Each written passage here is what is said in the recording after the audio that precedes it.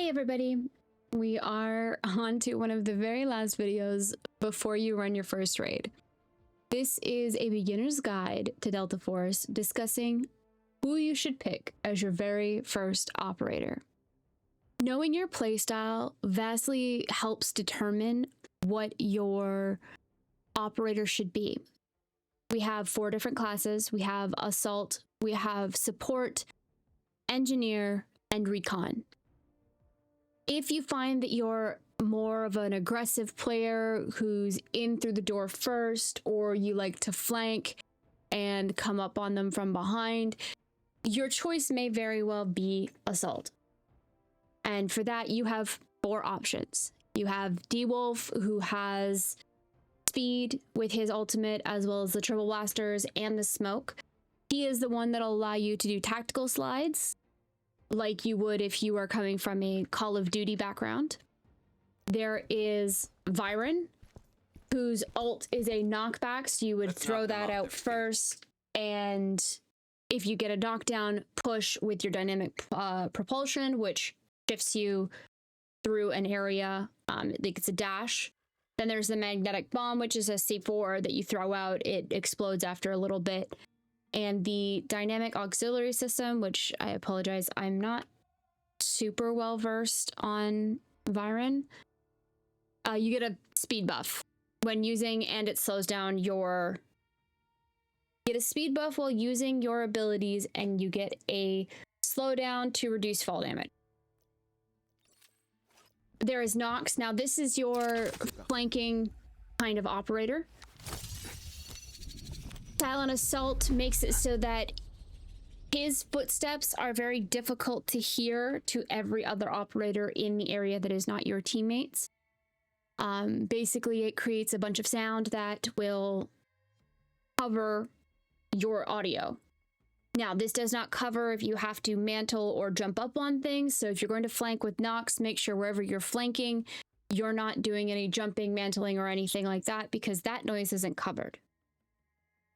Whirlwind Disc is a disc that he throws out. It causes deep trauma, which is one of his abilities, as well as a tick of damage for about 3 seconds. And this could cause a bleed. His tactical flashbang will flash you. However, if you're playing Nox, be aware that this may also flash yourself. Deep trauma basically makes the wounds that you deal more damage. So if you headshot down somebody, it will take longer to res them. If you headshot down somebody and they get fulled, it's even longer to res them from full dead. He is very useful for getting those picks, and it is something that I would recommend. If you like to flank, he may be the operator for you. Silent Assault also does give him a speed buff. A slight one, but it is a speed buff. Then there is Tempest. She is the newest operator we have currently with the new season. Her emergency evasion device, her EED, she'll plant 2 spikes and then run out. If she gets downed while those spikes are active, it will pull her back, and then she can self-res. She is the only operator with a self-res, and this self-res is only activated when her ult is active. She does not get it after the ult is over, and she does not get it before, and it's not something that's permanently with her unless her ultimate is active. This is something very important to note, because it's not every operator has this kind of ability. Her combat role is her movement, where she'll roll in a certain direction, much like Viren's dash. The drill charge she'll throw at a wall, and it will disarm an opponent. Basically, it'll make it so that they can't interact with their gun for a certain amount of time. And the auxiliary surge spine, I apologize, she's fairly new and I haven't played her a whole bunch, so... Oh, she gets a little bit more of a move speed if she's shot, like if she's shot in the area around her, basically is what it amounts to. You can check out more information about all of these operators when you're on this operator. If you just hit F on your keyboard for a PC player, again, I am unsure what it will be for console or for mobile, but it'll show you at the bottom, or it'll show you somewhere on the screen where you can see more information, and you want to see view gadgets, which will give you a more detailed description of these. If you prefer the healer role where your whole job is to res and play support, then you're looking at Stinger. Stinger and Toxik. Starting with Stinger, he has two different smokes. One is the smoke screen, which is his... He has two different smokes. One is a line smoke, which is smoke screen, and then one is a smoke grenade. If he uses the Hive Tech pistol and the smoke grenade, it creates a healing field for his allies. Expertly Rescue makes it so that if he reses somebody from full dead, you won't have a 20 health debuff, leaving you at 80. It'll bring you to 100. However, you can still only be full killed once per match. The Hive Tech pistol will heal you over time. There's a short burst, like a big burst at the beginning, and then you heal over time while the buff is active. It also acts like a painkiller, not as long as a typical painkiller, but it does act as a painkiller. He can do this both to himself and for his allies. If you are a starter player, just to get comfortable with the game, this is the character that I recommend because he can heal himself. It can be very useful to you as you're exploring the map to have somebody that can heal themselves, and then you're not trying to run through your heals if you get shot at by bots or anything along those lines. However, he is not the be-all end-all of beginning player choices. Toxik is my main, and she's more of a team player support. When you want to make sure that your allies heal faster, this is who you want to go with. Her passive, Swift Healing, allows for faster heals, faster repairs, faster surge times, faster armor repairs. The only thing not affected by her Swift Healing is res times, because that is specific to Stinger. Her Dragonfly Swarm will make it so that you are dropped in health if you get hit by it. Like if a enemy is hit by it, their health will drop unless they remove the Dragonflies. The Adreno Boost will make it so that you ADS faster, you carry weight better if it's active, and if your allies or yourself get kills while Adreno Boost is going, it becomes more powerful the next time it's applied. Blinding Gas, if you throw it out, it works much like the smokes from D-Wolf and Stinger. However, it has an added effect that if an enemy runs through it, it will sort of persist with them even after they're out of the blinding smoke. There are some nuances, of course, to playing every operator. This one I would recommend if you prefer playing a more aggressive type support, which is not to say that you can't play an aggressive Stinger, but she's a team aggression type of support. If you prefer to play, I'm going to sit and hold a position, then Engineer may be your option. We have Shepherd, who has Sonic Paralysis, which has two different modes. You can throw it out in a line and it'll sort of stun operators in a direction, or you can have it sit in one position and sort of pulse instead. Both are valid options. Most will choose the pulse setting, although I have seen good uses of the throw forward. Sonic Trap, he will place traps in areas as you run by them. They'll trigger if you can't get by them or you can't back up behind cover fast enough. You will sort of be stunned and it deals damage.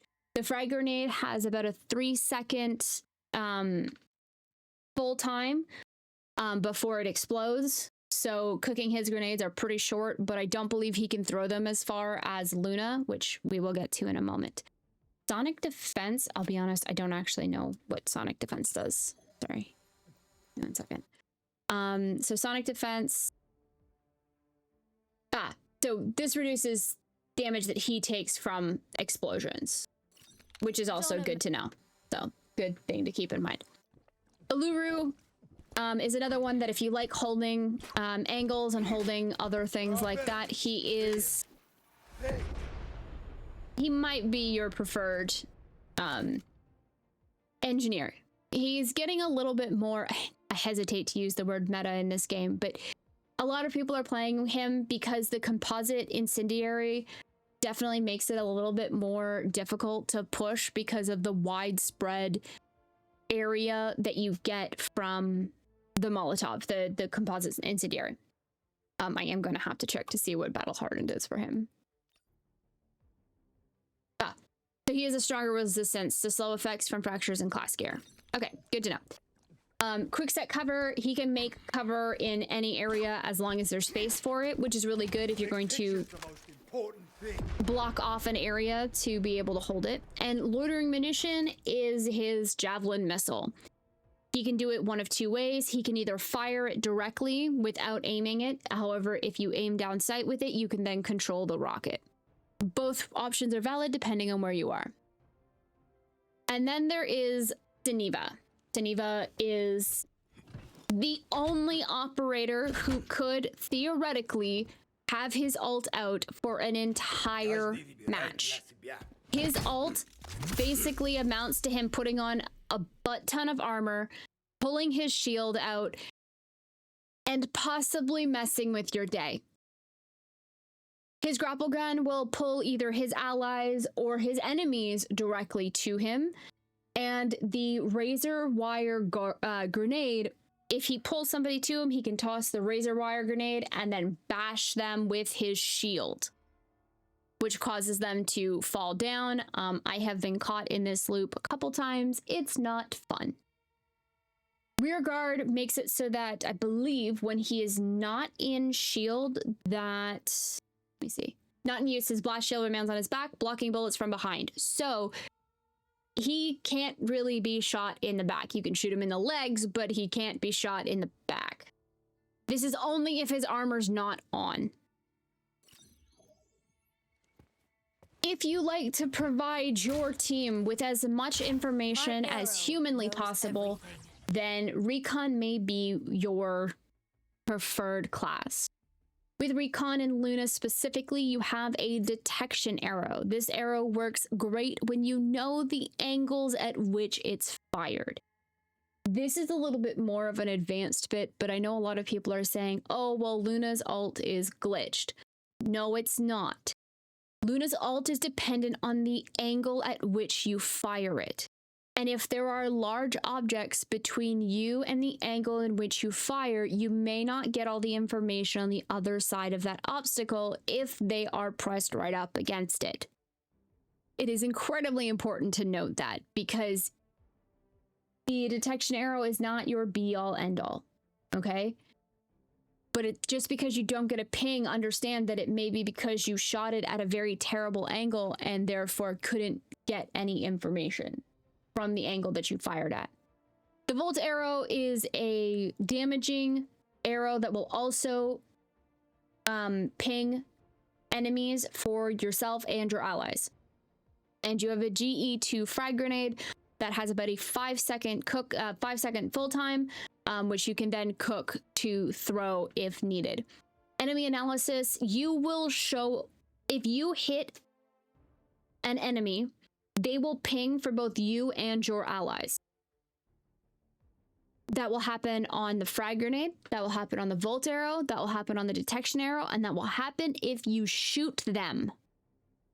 Any damage or detection that Luna can do will reveal the enemy to her teammates. And last, but certainly not least, we have Hatclaw, who is also a Recon. Her signal decoder will show enemy... Sorry. I'll let her finish talking, hang on.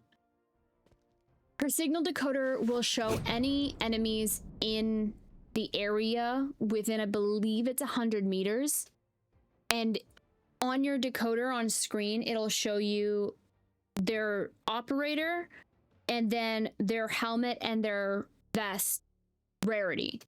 So if it's 1 and 1, then they're in gray helmet, gray vest. If it's 2 and 2, it's green and green. 3 and 3 is blue. 4 is purple. 5 is gold. And 6 is red. Remembering that is super important. Flash drone has a link to signal decoder. So if they're moving, a line will go from you to them. And if it flashes, I believe yellow, assuming you don't have the colorblind mode on. If it flashes yellow, you can connect your flash drone to that line and the flash drone will go directly for that operator. Now, the flash drone, if you are staring at it and it's coming towards you from an enemy hack claw, will blind you. It'll flash and blind you. However, you can shoot it out of the air. Data knife is a good way to deal with AI bots, as well as using it to sort of scan in front of you. If you get a hit marker with a data knife, it is very possible that you have hit somebody on the other side of a wall. And for her silent step, if she is crouched, she moves faster than every other operator who crouches, and her footsteps are much quieter than every other operator when they're crouched. So with all of this in mind, you may ask, well, what operator should I pick for my first run, for my first raid? And unfortunately, I don't have a full 100% recommendation for you, because it depends entirely on your playstyle. And you need to learn how to play these operators as best you can. Personally, I think you should know how to play at least one operator in each class. I'm still currently trying to learn an engineer that I like playing. I can play both Hatclaw and Luna in the Recon role. I can play both Stinger and Toxik, although my Toxik is far superior to my Stinger in support. And I play a decent Nox in Assault, because that's my playstyle. If I'm playing Assault, then I prefer to be the flanker. You need to know what your playstyle is and what works for you. And so once you have chosen who you're going to run for your very first raid, and you followed the how to kit up, you're ready to go. And I'll see you guys in the next video, where we cover some more advanced things, specifically regarding what do you do now that you've exfilled. And so with that in mind, guys, I apologize for the starts and stops tonight, but I wanted to try and get this all into one video in one shot. As always, guys, I love you lots. Be kind to one another, and for the love of God, stop sending weird shit to the VAs. I will see you guys in the next video. What to do after you've exfilled out of your first raid.